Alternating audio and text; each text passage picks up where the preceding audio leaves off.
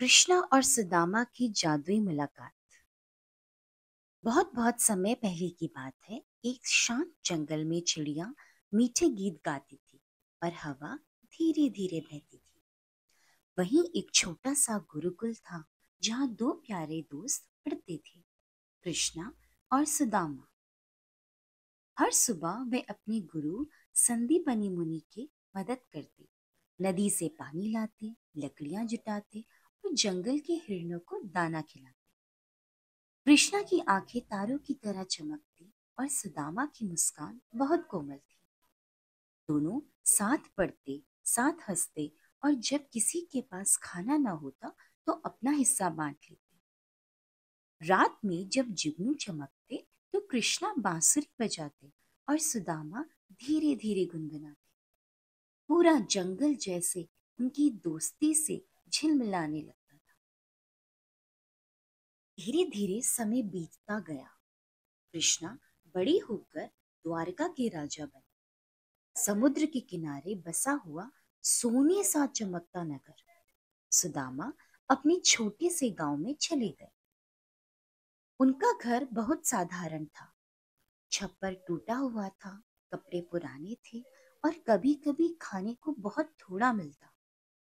फिर भी सुदामा हमेशा मुस्कुराते और कहते, मेरा दोस्त कृष्णा जरूर सबका भला कर रहा होगा। सुदामा की पत्नी सुशीला बहुत दयालु थी। एक दिन वह बोली, सुदामा, हमारे पास खाने को कुछ भी नहीं बचा, क्यों ना तुम अपने मित्र कृष्णा से मिलने जाओ, वे जरूर मदद करेंगे। सुदामा बोली, मैं क्या लेकर जाऊं, राजा को क्या दूं? सुशीला मुस्कुराई। उन्होंने कहा, हमारे पास थोड़ा सा पोहा है, यही ले जाओ। यह भले छोटा सा उपहार हो, पर इसमें सच्चा प्यार है। सुदामा ने सिर हिलाया, प्यार से पोहा एक पुराने कपड़े में बांधा, भगवान को प्रणाम किया और यात्रा पर निकल पड़े। सुदामा जंगलों से गुजरते, खेतों से होकर चलते। रास्ते में वे धीरे धीरे कृष्णा की बांसुरी याद करके गुनगुनाते। कभी भूख लगती तो वो मुस्कुराकर कहते, मैं अपने प्रिय मित्र से मिलने जा रहा हूँ, यह मेरे लिए सबसे बड़ी खुशी की बात है। धूप तेज थी, पैरों में धूल लगी, चप्पलें टूट गई, पर सुदामा बोले, कोई बात नहीं, ये पैर प्यार से ही चलेंगे। कई दिनों बाद दूर से चमकता शहर नजर आया, द्वारका। महल के दरवाजे पर पहरेदार चकित रह गए।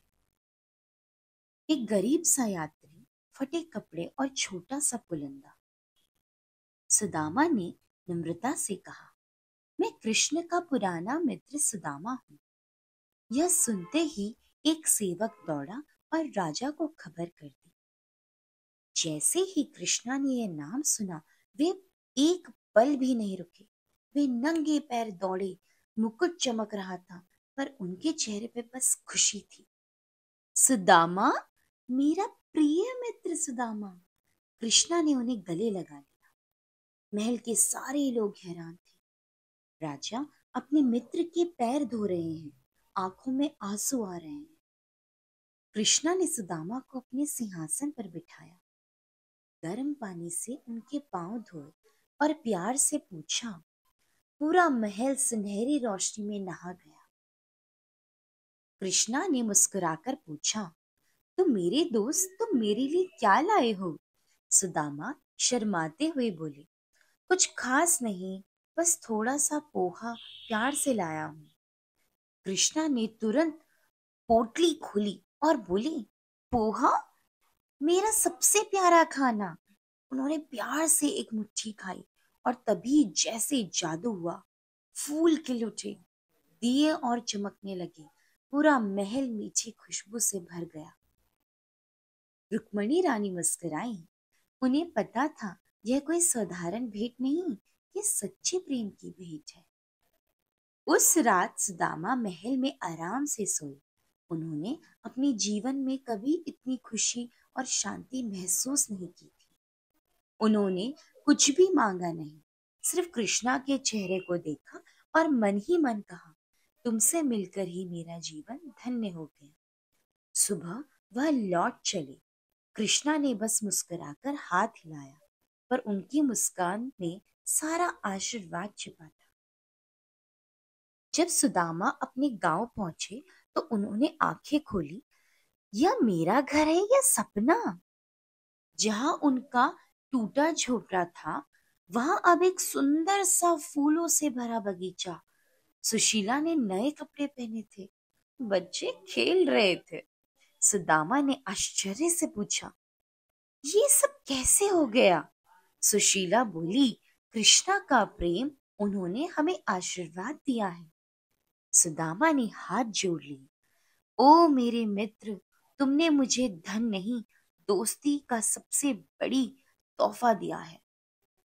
उस दिन के बाद सुदामा ने सीखा कि सच्ची दोस्ती सबसे बड़ा जादू है।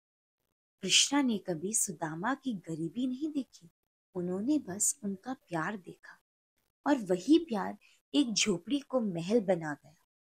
इसीलिए प्यारे बच्चों, जब भी तुम किसी दोस्त से मिठाई बांटो, अपने खिलौने बांटो, तो किसी की मदद करो या मुस्कुराकर गले लगा लो।